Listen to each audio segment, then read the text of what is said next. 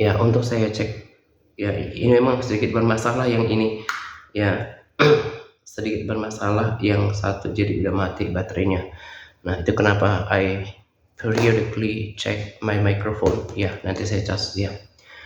Untuk saya cek dan belum beberapa menit nanti saya akan cover. Ya, nah jadi Facebook saja memberikan saya encouragement, ya, dorongan untuk mereka track saya. Saya ulangi ya, barangkali tadi terlewat di ketika my microphone is off, ya, was off gitu ya. Nah, jadi Facebook saja memberikan saya encouragement untuk saya dianggap kreator postingan yang konsisten, terlebih Tuhan gitu ya, karena saya lakukan kan untuk kemuliaan Tuhan gitu. Nah, jadi terus memotivasi saya berbagi, dan bukan cuma as I say untuk squanders people's time, ya, untuk membuang-buang waktu orang, tapi saya harus juga bertanggung jawab untuk apa yang saya bagikan, bahwa terlepas kemudian orang mau mendengarkan apa yang saya bagikan, but I share the best I can, ya, tapi saya membagikan yang terbaik yang saya bisa gitu ya. Nah, juga di TikTok gitu ya, di TikTok ya, salah seorang sahabat setia saya memang Bu Walina itu ya benar-benar membenamkan diri pada apa yang menjadi visi dari pelayanan ini ya. Jadi selalu berbagi video saya di TikTok, dan seperti yang saya katakan masih 50-an followernya, ya kan, masih baru, dan itu sudah hit almost 900 700, ya, 700, ada satu yang meledak videonya, dan itu baru awal gitu ya. Nah, ini bagi saya lagi-lagi encouraging, ya, memotivasi, dan juga yang saya mau katakan di sini adalah, ya, Brandon suka begini, bilang, ayo kita sama-sama buat ini untuk kemuliaan Tuhan gitu ya. Bagaimana kalau setiap orang mengambil bagian, ya, sama seperti tubuh itu kan gak mungkin semua kepala, gak mungkin semua mata, tapi tubuh ini menjadi sempurna kalau semua bagian ada, bahkan bagian yang dianggap unimportant, ya, gak penting gitu ya. Nah, kita juga kalau semuanya, Brandon often says that add your supplies, ya, tambahkan apa yang dirimu punya gitu ya, untuk membuat grow sebuah konten yang memang layak untuk ditonton, karena memberikan nilai bagi diri orang gitu ya. Dan as I said, Facebook itu track that, ya, Facebook mengenali itu, dan ada penghargaan gitu ya. Yang saya suka cita adalah bagaimana video saya bukan cuma lewat reels, tapi juga dia akan perkenalkan secara perlahan kepada orang-orang yang menyukai konten rohani, bukan cuma di Indonesia, ya, as I once said, ya, seperti yang saya pernah bilang, bahwa not only in Indonesia and Malaysia, but also many countries, ya, various countries in the world, ya, beberapa negara di dunia ini. So that's why I speak English also. Kenapa saya pakai bahasa Inggris juga, karena supaya dia track lagi, oh ini bahasa Inggris nih. Nah, jadi dia kasih kepada negara-negara selain yang ngerti bahasa Indonesia. Makanya kayak di komentar itu aja kan, ini baru the first time I see komentar itu dibagi dua, ada yang berbahasa Inggris, ada berbahasa Indonesia, ya. So it's encouraging, ya, benar-benar memotivasi. Nah, dalam satu video saya juga pernah bilang bahwa selain saya terpanggil, ya, untuk pray with Brandon, ya, join in the prayer army, bergabung dengan Brandon di prajurit doa, saya juga terdorong untuk relay, menyampaikan pesan-pesannya, dan juga memperkenalkan sosok ini, dan bukan untuk memuliakan dia. Kenapa saya ikutin dia? Selain pertama, the Holy Spirit confirm that, ya, Roh Kudus konfirmasi itu, ya, seperti yang saya katakan pada Boy kemarin, kalau hati kita benar, Tuhan akan menuntun kita kepada tempat dan orang yang benar. Tapi kalau hati kita salah, kita buka pintu bagi si iblis. Iblis akan menuntun kita ke tempat yang salah, ke orang yang salah gitu ya. Jadi itu kenapa saya ikutin dia, karena the Holy Spirit first convict me, karena Roh Kudus udah lebih awal meyakinkan saya. Dan juga apa yang dibagikannya itu, kalau nanti dengerin videonya, itu adalah hal-hal prinsip-prinsip dasar yang saya tangkap, pahami, dan hidupi gitu ya. Dan of course semuanya the main source is the Bible. Sumber utamanya adalah firman Alkitab ya, firman Tuhan. Nah, jadi saya perkenalkan Brandon. Again, I have to highlight this. Lagi-lagi saya harus menggarisbawahi ini. Kita nggak menyembah manusia. Justru kalau kita mau tahu ya, itu orang itu dari Tuhan apa enggak, dia akan selalu kembalikan segala pujian hormat hanya kepada Tuhan. Kalau ada orang yang merasa dia hebat, misalnya kayak dia merasa mendengarkan suara Tuhan, atau dia punya karunia, terus orang puji-puji dia dan dia diam aja, itu dari iblis. Karena iblis itu suka minta pujian gitu ya. Nah, itu udah jelas dari roh jahat gitu ya.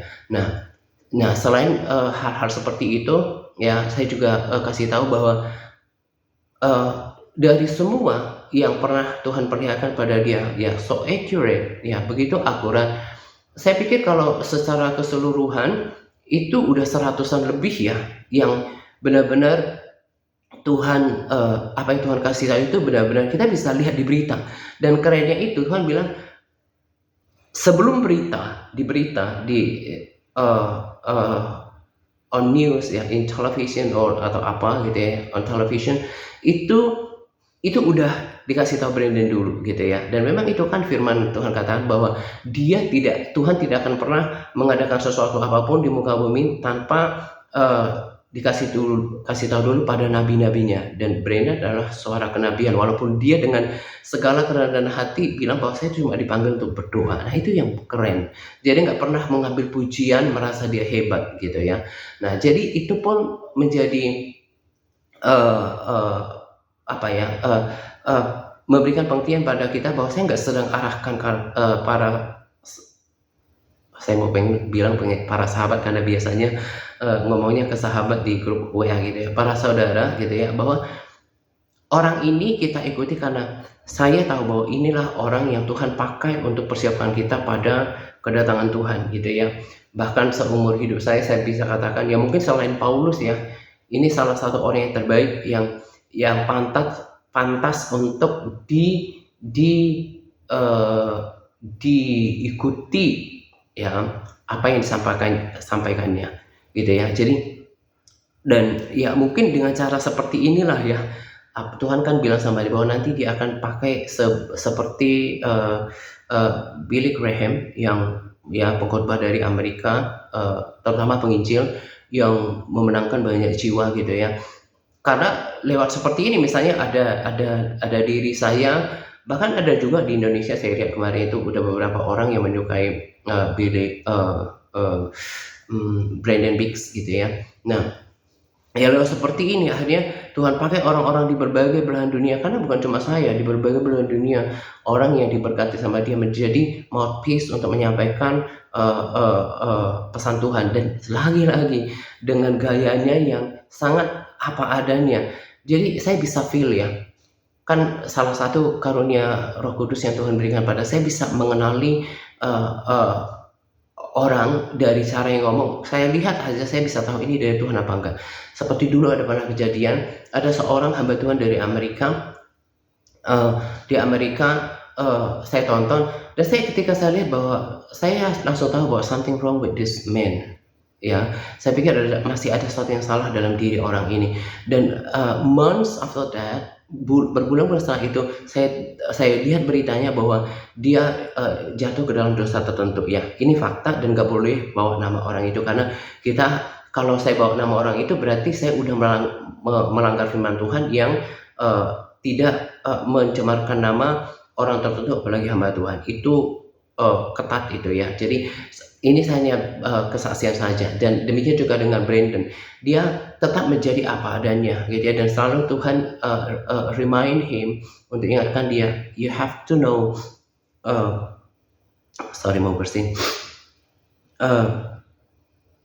dari mana engkau berasal. That you were a janitor, bahwa engkau adalah tukang kebersihan yang dipakai Tuhan, jadi supaya dia nggak menyombongkan diri, gitu ya, nggak membanggakan diri. Nah, jadi yang saya mau katakan pada kita adalah, kan ini kan menyangkut kekekalan. Ini kan menyangkut kekekalan. Jadi, please take it seriously. Respon itu dengan serius. Ya.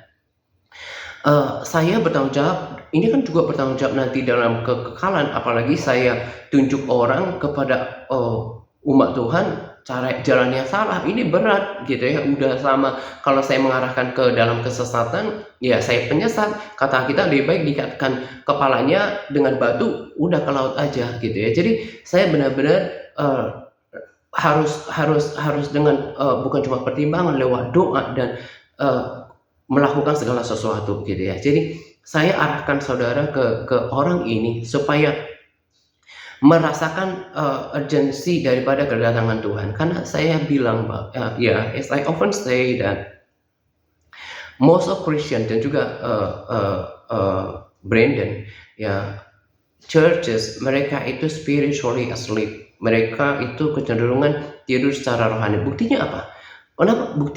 Kenapa mereka tidak kasih tahu bahwa Tuhan mau datang? Itu kan hal yang penting. Sebuah event, sebuah peristiwa penting, let's say wedding, pernikahan, atau apapun acara, itu kan harus dipersiapkan supaya orang get ready, supaya orang siap-siap. Apalagi ini perkara bagaimana Tuhan akan menutup peradaban manusia, dan dia datang dalam pengangkatan, terus 7 tahun masa kesukaran, terus Yesus datang, udah langit yang baru, bumi yang baru tiba. Itu kan peristiwa yang besar dalam peradaban manusia, gitu ya. Kenapa tidak disuarakan, gitu ya. Nah, makanya karena the fact, ya, most of Christian churches, they are spiritually asleep, ya, gereja Kristen mereka tidur secara rohani. Nah, bagi saudara yang bahkan menyaksikan video saya percaya bahwa Anda itu telah diberikan kesempatan untuk mendengarkan berita penting ini. So don't take it lightly. Jangan menganggap enteng dengan ini, gitu ya. Nah, saya tahu mungkin yang tidak bisa berbahasa Inggris, it takes time to adjust yourself, ya, untuk membiasakan, to get used to that, membiasakan diri dengan itu. Tapi kan anak-anak zaman sekarang tahu lebih hebat daripada kita. Nanti masuk ke titik 3 video itu, ubah bahasa, nanti ubah ke bahasa Indonesia. Kalau saya suka download dulu supaya iklan nggak mengganggu. Sebab kalau nggak di download dulu, nanti kalau iklan puter, nanti balik lagi kita harus setel ulang. Itu sih pengalaman saya, gitu ya. Nah, jadi dengarkan pesan-pesannya, gitu ya. Salah satu yang terbaru, ya, misalnya, ya, ini nggak terlalu khusus Amerika. Nah, Tuhan bilang sama dia, ini waktunya Tuhan bersih-bersih gereja, karena dia harus cleansing dulu the churches sebelum revival, gitu ya. Nah, sebelum revival, dan nanti akan ada orang yang mati di atas mimbar. Dan saya lihat di video terbarunya, lihat saja. Dan hamba Tuhan itu, ya, oknum hamba Tuhan itu berkhotbah terus mati di podium, dan podium itu menimpa dia. Sebelumnya juga Tuhan kan juga bilang akan ada orang yang korupsi, yang hidup dalam dosa, dan punya acara televisi besar di Amerika, dan itu terjadi, meninggal. Nah, jadi begitu tepat, so accurate, ya, prophecy words, ya, kata-kata nubuatannya itu terjadi. Jadi ini harus didengerin, gitu ya. At least saudara ikutin, paling tidak saudara ikutin yang saya selalu bagi di kolom komentar, saya kan udah bantu, nanti perlu dengerin yang ini di menit ini, sehingga kalau saudara dengerin itu tuh langsung nyambung ke apa yang saya bagikan gitu ya. Dan ya satu hal yang membuat saya udah yakin dari dulu ya, bahwa pertama, dulu saya udah pernah bilang pada sahabat saya yang di grup WA, saya bilang bahwa nanti akan ada kebangunan rohani sekali lagi, dan itu nggak berlangsung lama. Kenapa? Karena saya pahami ya, Roh Kudus membuat saya mengerti manusia itu kan sifatnya nggak setia. Nanti balik lagi, kumat lagi, jatuh dalam dosa lagi, nggak jadi Tuhan selamatkan. Sementara Tuhan itu pengen selamatin banyak orang, dan itu nggak berlangsung lama. Suara yang sama disampaikan oleh Brandon dan terkonfirmasi oleh penglihatan, dan juga ada banyak pesan yang konfirm seperti itu ada dalam videonya gitu ya. Dan juga tentang pembacaan Alkitab ya. Memang mau bersin lagi, sorry. Tentang